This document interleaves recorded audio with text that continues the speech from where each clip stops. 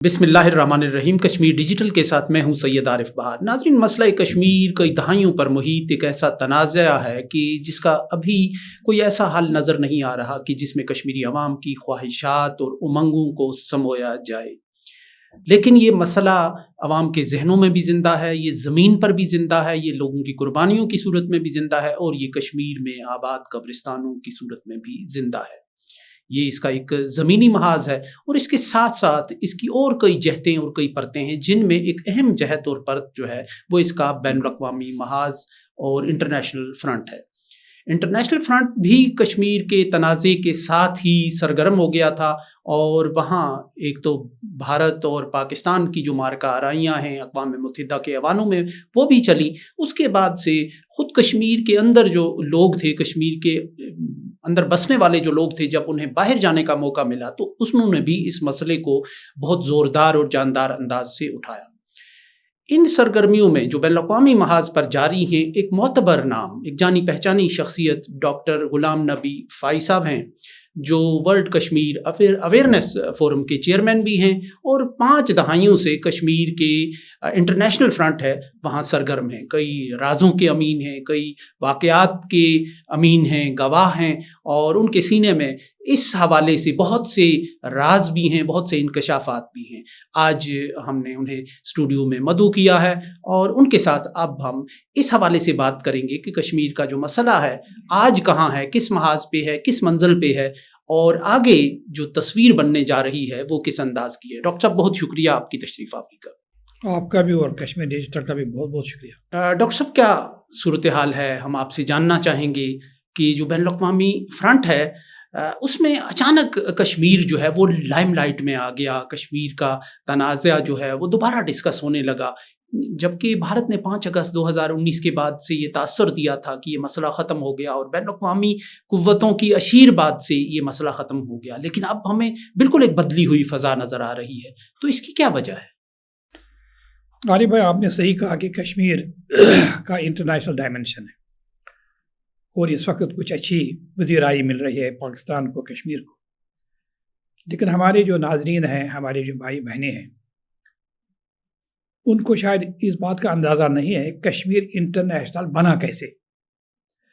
Kashmir international بنا 1948 میں، اور اس لیے نہیں بنا کہ وہ ہندوستان نے اس کو، کشمیر کو اقوام عالم میں لایا، which was January 1st 1948، بلکہ کشمیر انٹرنیشنل بنا اس وقت کے جو صدر تھے امریکہ کے، پریزیڈنٹ ہیری ٹرومن، انہوں نے اپنے امبیسڈر کو لکھا، امبیسڈر وارن آسٹن، کہ آپ کشمیر پر ایک قرارداد لائیں۔ یعنی امریکہ کا جو بادشاہ ہے اپنے سفیر سے کہتے ہیں کہ کشمیر پر ایک قرارداد لائے۔ اس قرارداد کو یونانیمسلی وہاں پر اڈاپٹ کیا گیا سیکورٹی کاؤنسل میں، اس کا نمبر ہے 47۔ اس کو اڈاپٹ کیا اپریل 21 1948 کو، اور اس کا لکھنے والا جو ہے امریکی امبیسڈر تھا، امبیسڈر وارن آسٹن۔ اس کے جو کو اسپانسر تھے وہ برٹن تھا اور فرانس تھا۔ اور قرارداد میں کیا تھا؟ قرارداد میں تھا کہ کشمیر کا فیصلہ ہونا چاہیے، اور یہ فیصلہ کشمیری عوام کی امنگوں کے مطابق ہونا چاہیے۔ اس میں انہوں نے ایک کمیشن بنا دیا، اس کا نام ہے United Nations Commission for India and Pakistan. اس کے جو صدر تھے، پہلے چیئرمین تھے، اس کا نام ہے ڈاکٹر جوزف کوربل۔ یہ وہی ڈاکٹر جوزف کوربل ہے جو والد ہے ڈاکٹر میڈلن آلبرائٹ کی، جو کہ امریکہ کی سیکرٹری آف اسٹیٹ رہی ہے۔ کونڈلیسا رائس بھی امریکہ کی سیکرٹری آف اسٹیٹ رہی ہے۔ کتاب بھی کوئی کشمیر پہ لکھی، انہوں نے کتاب لکھی ہے، میڈلن آلبرائٹ نے، جی جوزف کوربل نے لکھی ہے ڈینجر ان کشمیر۔ اور ڈینجر ان کشمیر کو میڈلن آلبرائٹ نے ریوائز کیا ہے۔ اس ریویژن کے دوران جس سے انہوں نے رہنمائی لی وہ کشمیری تھا، اس کا نام تھا امبیسڈر یوسف بس۔ امبیسڈر یوسف بس کشمیری تھے، سری نگر کے پیدا ہوئے تھے، پاکستان انہوں نے ہجرت کی، یہاں پر وہ منسٹر بنے ذوالفقار علی بھٹو صاحب کے دور میں۔ پھر he was the senior adviser to the Secretary General of United Nations, ان سے انہوں نے رہنمائی کی۔ اور یہ وہی جوزف کوربل ہے، جب کونڈلیسا رائس سے پوچھا گیا، جو امریکہ کی وزیر خارجہ رہی ہے، آپ کا کوئی مینٹور ہے؟ اس نے کہا میرا مینٹور ہے جوزف کورمل، کیونکہ ان کو پڑھاتے تھے یونیورسٹی آف کولراڈو میں۔ جوزف کورمل نے کیا لکھا ہے؟ جوزف کورمل نے لکھا ہے کشمیر کو یہ نہ سمجھے ایک چھوٹا سا خطہ ہے، can you believe it? Early 90s کی بات ہے، ڈینجر ان کشمیر میں لکھا ہے کشمیر کو یہ نہ سمجھے یہ چھوٹا سا خطہ ہے، اگر اس کو آپ نے اگنور کیا یہ پورے ریجن کے لیے ایک خطرہ بن سکتا ہے۔ یہی بات یاسین ملک صاحب کہتے تھے، یہی بات سید علی گیلانی صاحب کہتے تھے، شبیر صاحب اور مسرت عالم کون نہ کہتا، ہم کہتے تھے کہ کشمیر کو آپ اگنور نہ کریں، آپ سے مراد ورلڈ پاورز، یہ آپ کو نیوکلیئر کنفرنٹیشن تک لے سکتا تھا، کوئی نہیں مانتا تھا۔ اب مودی صاحب نے جو انیشیٹو لیا پہلگام کا، یہ بھی میں آپ کے ناظرین کو بتانا چاہتا ہوں، مودی صاحب کا جو ڈیزائن تھا it was very calculated. Kashmir کی جو تحریک ہے اس کو میں عالمی برادری کے سامنے ایک تشدد تحریک کے طور پر پیش کروں گا، جیسے ماضی میں بھی انہوں نے کوشش کی، اور یہ بھی کہوں گا کہ اس کے پیچھے جو ہے وہ پاکستان ہے، لیکن پاکستان نے جو اصولی موقف اختیار کیا، ایک ایسا موقف جسے کوئی انکار ہی نہیں کر سکتا، تو دیکھا اچھا ٹھیک ہے ہم تو ملوث ہیں نا، ایک عالمی امپارشل انٹرنیشنل کمیشن بنائے جو یہ تحقیق کرے اس میں کون ملوث ہے۔ امریکہ نے کہا اگر پاکستان کا اس میں ہاتھ ہے پھر تو یہ اس طرح کی تجویز نہیں سکتا ہے۔ تو اسی وجہ سے مئی 10 کے بعد جب ڈونلڈ ٹرمپ ڈائریکٹلی اس میں انوالو ہو گئے، مودی صاحب آج تک اس کو وہاں پر تانا دیا جاتا ہے پارلیمنٹ کے اندر، آپ بتائیے سیز فائر کیا کس نے؟ آج تک اس کا جو زبان بند ہے، کیونکہ اس کو معلوم ہے ڈونلڈ ٹرمپ نے اسے کہا تھا، وہ نہیں کہنا تسلیم اس لیے نہیں کرنا چاہتا، وہ کہے گا I will be humiliated، کیونکہ ہم تو کہتے ہیں کہ ہم کسی کو نہیں مانتے ہیں، لیکن جب اندر سے بات ہوتی ہے India accepts every thing. Rahul Gandhi نے کہا اگر ڈونلڈ ٹرمپ نے آپ سے نہیں کہا کہ سیز فائر کرے، یہ ٹیلی فون سامنے ہے، ٹیلی فون اٹھائے انہیں کہے آپ غلط کہہ رہے، لیکن اصل بات جو ہے وہ یہ ہے کہ بون آف کنٹینشن جو کشمیر ہے وہ اس لیے نہیں ہے کہ ہندوستان اور پاکستان کے درمیان خطرہ ہے، بون آف کنٹینشن اس لیے ہے کہ کشمیر دنیا کا واحد خطہ ہے جس کا بارڈر 3 نیوکلیئر پاور سے ملتا ہے، انڈیا، پاکستان اور چائنا۔ ایک طرف سے انڈیا چائنا سے لڑ رہا ہے، دوسری طرف سے پاکستان سے لڑ رہا ہے، یعنی ہر ملک کا ایک نیشنل انٹرسٹ ہوتا ہے، ہر ملک کا، لیکن جو بڑے ملک ہوتے ہیں، امریکہ کو سمجھ لیجیے، چائنا کو سمجھ لیجیے، رشیا کو بھی سمجھ لیجیے، ان کا ایک نیشنل انٹرسٹ یہ بھی ہے جو ان کے جغرافیہ میں کے ساتھ کوئی تعلق نہیں، وہ ہے کہ عالمی سطح پر کوئی ایسی ٹینشن پیدا نہ ہو جس سے عالمی سطح کی جو نیشنل سیکورٹی ہے وہ متاثر ہو، اسٹیٹس کو نہ ٹوٹے عالمی سطح پر۔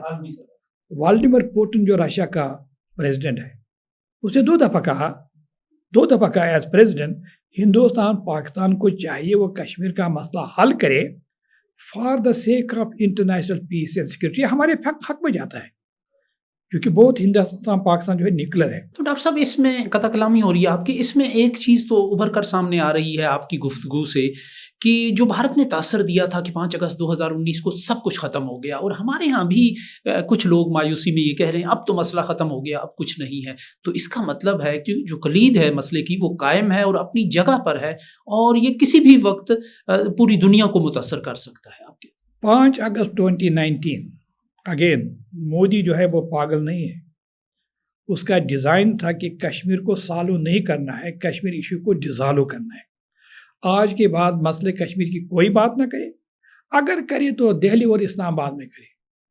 یہ کب ہوا؟ 5 اگست 2019 کو۔ اگر کشمیر ایشو کی انٹرنیشنل سینکٹیٹی نہیں ہے، اس کے صرف 3 دن بعد 8 اگست کو انتونیو گوتیرس جو سیکرٹری جنرل ہے یونائٹڈ نیشنز کے، انہوں نے تسلیم کیا کشمیر جو ہے اس کا حال ایک ہی ہے، وہ ہے UN چارٹر اور اقوام متحدہ کی قراردادی۔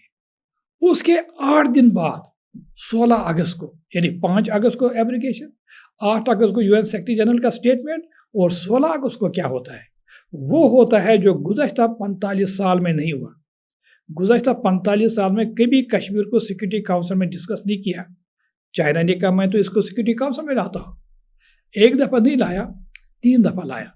وہ جو اس کا تاثر تھا کہ میں اس کو ختم کروں گا، ابھی راہل گاندھی نے کہا پارلیمنٹ میں، اور اس کے سامنے مودی تھے، اس نے کہا آپ نے تو سر کہا تھا کہ ایبریگیشن آرٹیکل 37 یا 35 کے بعد کشمیر ہمارا حصہ ہو گیا، آپ نے تو اس کو انٹرنیشنل کر دیا. یہ تو ڈونلڈ ٹرمپ صاحب کہتے ہیں میں تو میڈیٹ کروں گا، وہ جو آپ کہتے ہیں مسئلہ ختم ہے. بنیادی طور پر یہ جو میں کہتا ہوں نا کہ ڈونلڈ ٹرمپ صاحب کیا کہتے ہیں کیا نہیں کہتے ہیں، ولڈیمر پوٹن کیا کہتے ہیں کیا نہیں کہتے ہیں، بنیادی جو کشمیر کی اصلیت ہے نا، اصل ہے وہ یہ ہے کہ اس کے پاس انٹرنیشنل سینکٹیٹی ہے. یہ ہندوستان پاکستان کا ڈسپیوٹ نہیں ہے. نیلسن منڈیلا 1989 میں when he was not only the chairman of the president of the South Africa, he was the chairman of NAM, Non-Aligned Movement. 113 countries were there, including the Prime Minister of India and Pakistan Prime Ministers were there. اس کے اناگرل جو اس کے کلمات تھے، اس نے کہا اب وقت آیا ہے کشمیر کے مسئلے کو پیسفل ذرائع سے حل کرے. پھر جو اس کے بعد اس کے الفاظ ہے، انہوں نے کہا کہ جو بھی ہمارے پاس اسٹرینگتھ ہے، نیلسن منڈیلا کے الفاظ، جو بھی ہمارے پاس اسٹرینگتھ ہے اس کا ہمیں بروزگار لانے چاہیے اور مسئلے کشمیر کو حل کرنا چاہیے. یعنی جو عالمی سطح پر وہ آوازیں جو میٹر کرتی ہے، جو پوری دنیا کے نقشے کو بدل سکتے ہیں، نیلسن منڈیلا، ولڈیمر پوٹن اور چائنا اور امریکہ، ان کے ذہن میں یہ بات آئی ہے کہ کشمیر کے لیے کوئی حل ڈھونڈنا ہوگا. Not because of Kashmir, because Kashmir is the bone of contention of the nuclear tension. ابھی دیوالی پر وہاں پر انڈین امریکنز وائٹ ہاؤس آئے، ڈونلڈ ٹرمپ صاحب وہ سائن کر رہے تھے، دیوالی پر کچھ لکھ رہے تھے، بیچ میں رک گئے. مجھے کہا ابھی چند گھنٹے پہلے میں نے دیوالی کے بارے میں اپنے دوست نریندر مودی کو مبارکبادی دی، اس سے بات کی، لیکن میں نے اسے یہ بھی کہا اب وقت آیا آپ پاکستان کے ساتھ جنگ نہ لڑے. یعنی کہنے کا مطلب ہے کہ ڈونلڈ ٹرمپ کے ذہن میں یہ بات آئی ہے جنگ وہاں سے شروع ہو رہی ہے. آپ سمجھے کہ نہیں؟ اس لیے ہماری ذمہ داری، ہمارے سے مراد کشمیری امریکن کی ذمہ داری ہے، کشمیری ڈائسپورا کی ذمہ داری ہے، پاکستانی عوام کی ذمہ داری ہے کہ یہ جو اس وقت اتنا بہت پیارا ماحول بنا ہوا ہے. گیلانی صاحب کہتے تھے اگر پاکستان مضبوط ہے ہم مضبوط ہیں. یہ گیلانی صاحب کی آواز نہیں ہے، یہ اسٹیٹمنٹ آف ٹروتھ ہے. خدا نہ خواہ اگر پاکستان کمزور ہے، کشمیری عوام بھی اس میں کمزور ہے. اور پاکستان کی جو اس وقت ملٹری اور سویلین گورنمنٹ ہے، ان کا ایک تعلق بنا ہوا ہے ود دا موسٹ پاورفل مین آن ارتھ، جس کا نام ہے ڈونلڈ ٹرمپ. یعنی فیلڈ مارشل عاصم منیر کو کسی سے کہنے کی ضرورت نہیں ہے، واشنگٹن جانے کی بھی ضرورت نہیں ہے. He has the direct access to president Trump. اسے کہے گا سر آپ نے کہا میڈیشن 8 مہینے ہوئے ابھی کوئی پرابلم. تو یہ جو ایک چیز ہے سر، یہ کوئی آپ دیکھتے ہیں کہ کوئی عملی شکل میں کوئی ڈھلتا ہوا نظر آ رہا ہے جس کے اثرات کشمیر کی زمین پر بھی پڑیں، کشمیر کے عوام پر بھی پڑیں؟ جیسے ایک پیس پروسیس ماضی میں ہم نے دیکھا تھا، ہر بندہ کشمیر کا جو ہے وہ کسی نہ کسی انداز سے اس کا بینیفیشری تھا کہ لوگوں کو اپنے رشتہ داروں سے ملنے دیا جاتا تھا، ایک آمد و رفت کا سلسلہ ہوتا تھا، ملنے ملانے کا، سمجھنے سمجھانے کا ایک سلسلہ. تو یہ ایک کھڑکی کھلی تھی. تو کیا دوبارہ آپ دیکھ رہے ہیں کہ یہ دباؤ ایسے حل میں بدلے گا کہ فوری طور پر کوئی پیس پروسیس شروع ہو سکے؟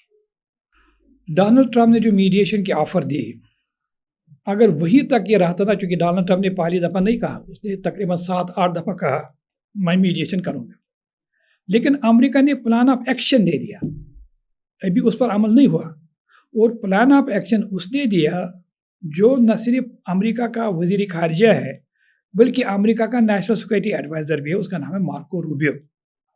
مارکو روبیو نے 10 مئی کو کہا اب ہندوستان اور پاکستان کے جو نیشنل سیکورٹی ایڈوائزرس ہیں ان کو ملنا چاہیے اور تمام مسائل کو ختم کرنا. یہ پلان آف ایکشن ہے، عمل نہیں ہوا لیکن پلان آف ایکشن تو ہے نا.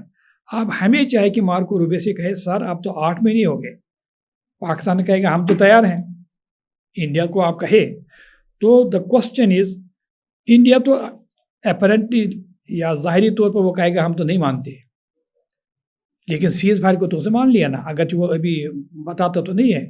اسی لیے پروگریس وہاں پر ضرور ہوگی. لیکن provided we will make Donald Trump and Marco Rubio understand کہ آپ نے جو وعدے کیے ہیں ابھی تک وہ پورے نہیں ہوئے ہیں، اور اس کے لیے جو سب سے بڑا ذریعہ ہے that is the government of Pakistan. Doctor صاحب، آپ امریکہ کی پالیسی کو بہت قریب سے دیکھتے ہیں، کشمیر کے حوالے سے سمجھتے ہیں۔ عمومی طور پر ہمارے ہاں ایک تاثر یہ پایا جاتا ہے کہ امریکہ کی فائلوں میں، اس کی جیب میں کوئی حل ہے، مخصوص حل ہے مسئلہ کشمیر کا۔ جیسے اگر ہم تھوڑا سا کھل کے بات کریں تو ایک انڈیپینڈنٹ ریاست کا کوئی حل ہے، جو ہی امریکہ کچھ سرگرم ہو جاتا ہے تو ہم خوفزدہ سے ہونے لگتے ہیں۔ کیا آپ سمجھتے ہیں ایسا کوئی حل ہے موجود؟